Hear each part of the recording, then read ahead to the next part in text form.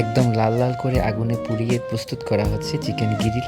দূর থেকে দেখলে যে কোনো মানুষের জিভে জল চলে আসবে।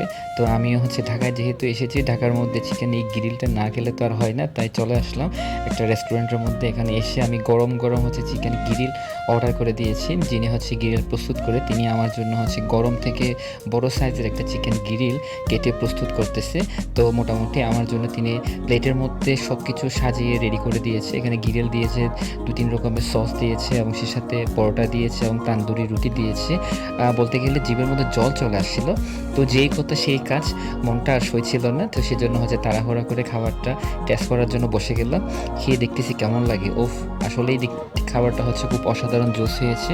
বিশেষ করে ঢাকার স্পেশাল তান্দুরি রুটি দিয়ে এবং সে সাথে পরোটা দিয়ে চিকেন গরম গরম গ্রিল খাওয়ার মজাই আলাদা।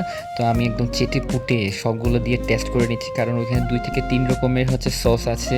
সে সাথে মাংসগুলো অনেকগুলো ফ্লেভার বের হচ্ছিল। অসাধারণ একটা মুহূর্ত। তো আমি সবসময় ভোজন রসিক একটা মানুষ। তো যেখানেই যাই সবসময় খাওয়ার চেষ্টা করি এবং ডিফারেন্ট টাইপ অফ কিছু উপভোগ করার চেষ্টা করি।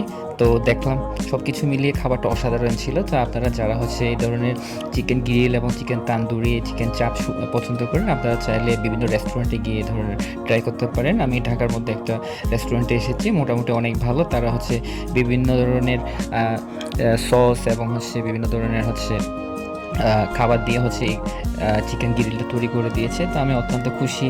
একদম ছিটে পুটে পরোটা দিয়ে খাচ্ছি, সে সাথে আবার চিকেন যে তান্দুরিটা দিয়েছে, তান্দুরির সাথে যেটা রুটি দিয়েছে সেটা খাচ্ছি।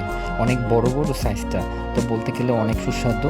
এরপরে আমি অর্ডার করে ফেললাম 1 কাপ চা, গরম গরম চা। আর ঢাকার স্পেশাল ঢাকাইয়া চা যদি না হয় তাহলে তো মন জুড়িয়ে যাবে না।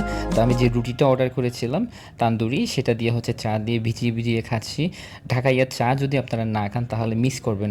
এত সুন্দর ঘন মিষ্টি করে যে চাটা বানিয়েছে, একদম জিভের মধ্যে লেগে থাকবে। তো আমি একদম শুরু থেকে শেষ পর্যন্ত চেটে পুটে খেলাম, কারণ আমি প্রথমেই বলেছি আমি ভোজন রসিক একজন মানুষ। যেখানে যাই ঘুরি, খাই দাই, আনন্দ করি এবং আমার ভিডিওর মাধ্যমে আপনাদের সব কিছু তুলে ধরার চেষ্টা করি। তো আজকে মোটামুটি অনেক আনন্দ করলাম এবং সে সাথে অফিসিয়াল কিছু কাজকর্ম ছিল সেগুলো শেষ করলাম। এবং সন্ধ্যাবেলা ঢাকার যে আশেপাশের এলাকাগুলো এবং ঢাকার হোটেলটা আপনাদের দেখানোর চেষ্টা করলাম।